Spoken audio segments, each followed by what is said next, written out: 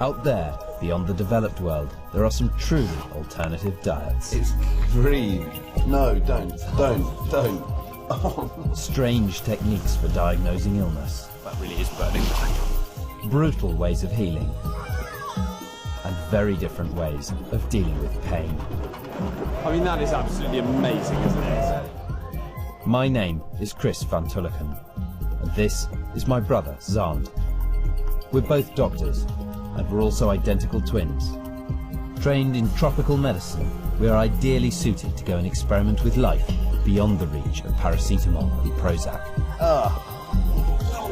And to find what, if anything, our world can learn from an older way of doing things.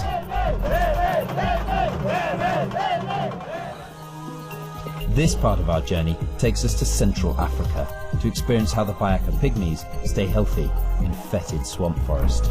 We take their forest medicines, eat their foods, and witness almost exactly how disease jumps from animals to humans.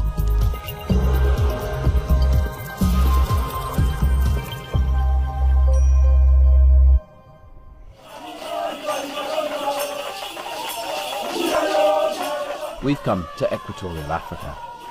This is the birthplace of some of mankind's nastiest diseases, as well as some more familiar ones. This couple have complained of feeling listless and depressed. They think they've been cursed. So their local Bwiti healer has trussed them in vines, smothered them in oil, and given them each a greased chicken to hold.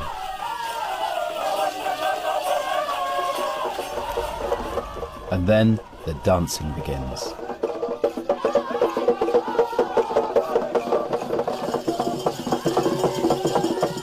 After 8 hours of chanting and dancing, the couple are released from both their bonds and the curse.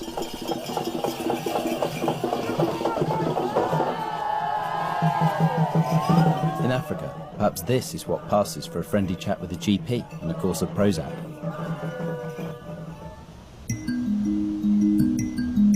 This is Libreville, the capital of Gabon, and the first stop on our journey deep into the rainforests of the northern Congo to find the Bayaka Pygmies. Their home, this forest, is one of the sickest places on Earth. Malaria, Ebola and HIV all originated here. It's a nerve-wracking environment for a pair of well-informed doctors, but we want to learn how the Bayaka look after themselves in such a relentless place. Stopping in Libreville for just a day, we take the chance to explore the central market. Clinging to the western edge of Africa, much of the medicine of the forest finds its way out to this city. We're off to look for bush medicine, and in no time we meet Stephen, the bush chemist. So what kind of things would you see them for? All illnesses or just some? No, it's not everything. He used to take everything to do next, like something like, let me show you for you. Okay. Like something like this. Is this a monitor lizard or something? Stephen's pharmacy is a stall packed with dried reptiles, mammalian body parts and human-looking bones. This is a bone of gorilla. But his favourites are bits of gorilla. What do you use gorilla hands to treat? When someone likes to do boxing. Boxing with your Boxing, fists? yes. No, you do mean boxing. Okay. I mean the boxing. Okay. You burn it. Then you use vaccine for that. Then do it for that. That means any men or any women that you blow, Okay. you will necessarily you do well with it. This is the head of gorilla. This is the head of a gorilla. Yeah. The most disturbing thing about Stephen is the contrast between his ignorance, his gorilla's head is actually a chimpanzee's, and his profound belief in the potency of his cures. In this Africa, I prefer this. Yeah? Because this will help me. Yeah.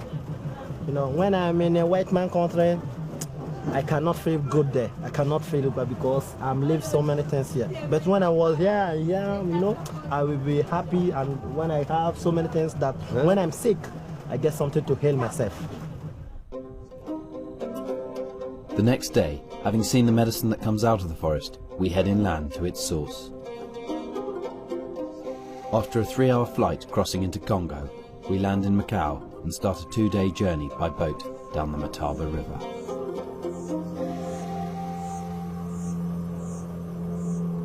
This vast forest, the size of northern Europe, is a disease factory. Nasty things are constantly evolving here, and every so often, they jump out. Most virologists believe that sometime in the first half of the 20th century, a hunter somewhere in this forest cut himself while butchering a primate he'd killed for food. The ape was carrying the simian immunodeficiency virus, or SIV.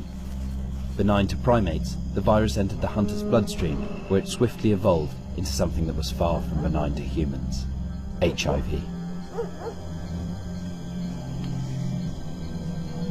The HIV virus that infects 35 million people alive today jumped from monkey to man right here in the forests of the Congo.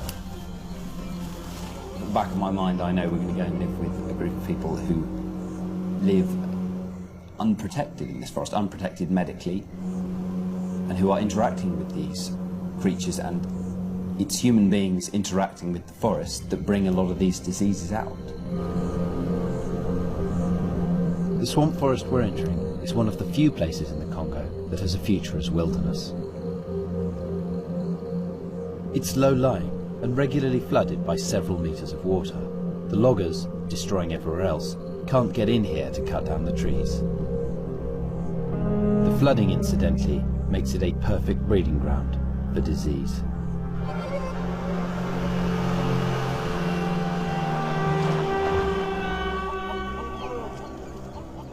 Before we head into the forest, we stop off at the tranquil Benguali village of Montbelou. Here we meet up with Louis Sana, our translator. He's an American musicologist who spent 20 years visiting the Bayaka. Well, you know, it's, we'll see how it is in the forest. I don't know what the reception's going to be with the Bayaka there, you know, and how many people are there. It's all uncertain. The Bayaka come and go from this village into the forest, although the Benguali claim a disturbing, almost feudal ownership of them. Here we also hire porters for the onward journey. Albert. Jean.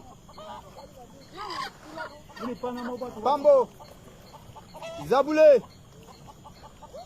I think it's excellent. I'm really excited. I mean, yeah, I think this is going to be terrible, but like all the best things I've ever done have always been terrible. I mean, and also I think this setting is so idyllic. It's hard to imagine how unpleasant it's going to be in the swamp forest. Although every time I say swamp forest, I slightly I slightly wince.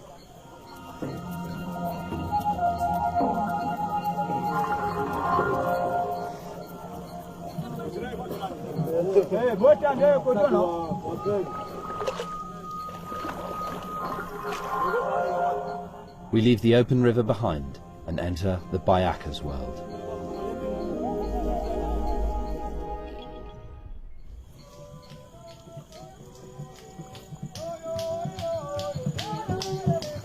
My brother Xand and I are in the Congo swamp forest on our way to the Bayaka Pygmies.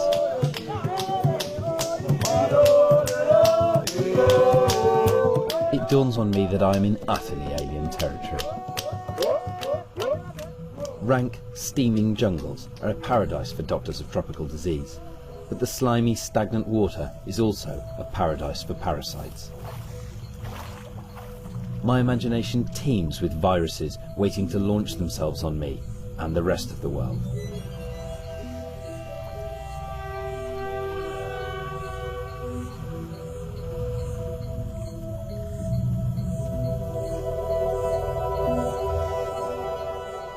The annual rains have not yet begun, and with water levels low, we're shortly forced to shoulder our loads and struggle through the mud on foot.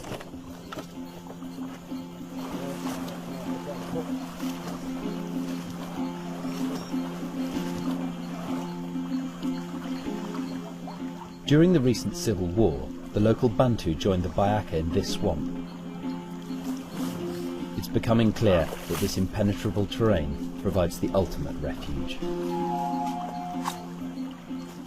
We walk for 4 long hours and gradually reach drier ground. The Bayaka spend part of the year with the Bantu at Montbelou, while the rest is spent hunting here in the swamp, moving between short-term camps. Eventually, we find the community of about 30 we're looking for. They're building a new camp. We watch as the women knock up domed structures, expertly roofing them in minutes, and are quickly dragooned into building what is called the bachelor's hut. More of a lean-to than a hut. Going down, all the way down? This? Every bit of the forest around us evidently has a precise use. I can't believe we're actually here.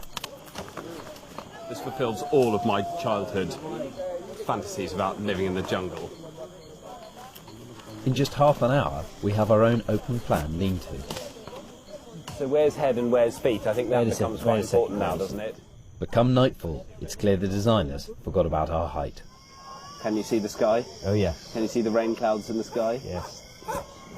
My view of the sky is That is actually really cool, isn't it? a little bit by some leaves. I usually like to have no view of the sky in the rainy season. I wonder if being too tall is going to be the least of our problems. Next morning, we're keen to begin our investigation into Bayaka medicine. We start with the basics. Mabekete.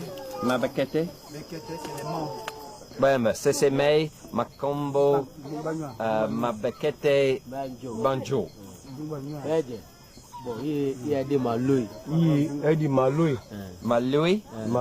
Malui. But me, Louis? Malui. Okay, so Ma is plural. Boyemba is an nganga, one of this community's healers. Mio is nose. Kingo.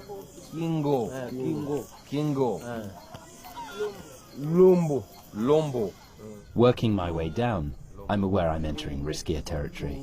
Tongu. Yeah.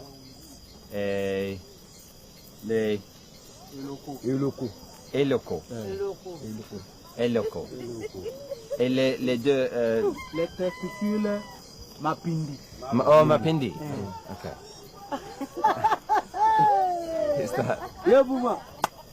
It seems certain parts of the body are universally amusing. Pindi et Mapindi. And the same is true for problems with those parts of the body. One of the many rumours I've heard about the Bayaka is that they have a sort of jungle Viagra. We've heard in this forest that you have some treatments for when a man has a problem with a woman. Are you able to show us these? Amena manga kabo. Kamabali. Masasi. Iloko. Iloko. I got that. I'm impressed. We've had Viagra for less than 10 years, but these guys have not one, but 2 medicines for erectile dysfunction. I'm keen to see how well their drugs work, and Boyamba and Ebako kindly agree. I think this and this. The first remedy involves chewing the long root of both the makata and the malanga plant, but you mustn't swallow. Ebako.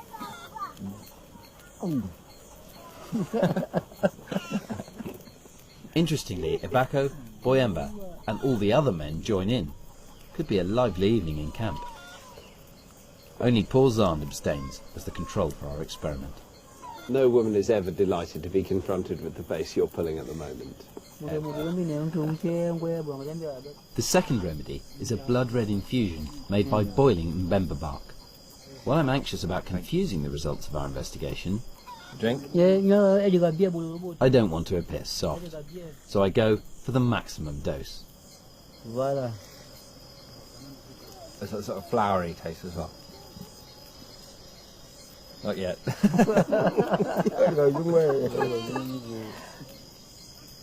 This is the least erotic place I've ever been, with the exception of the North Pole. I don't have any stimulation here, and so if these drugs do give me an erection, I'll be massively impressed. I really mean massively impressed. Boyemba says the drugs take a few hours to work, so I'm waiting. But at bedtime... not a sausage, literally or metaphorically, from today.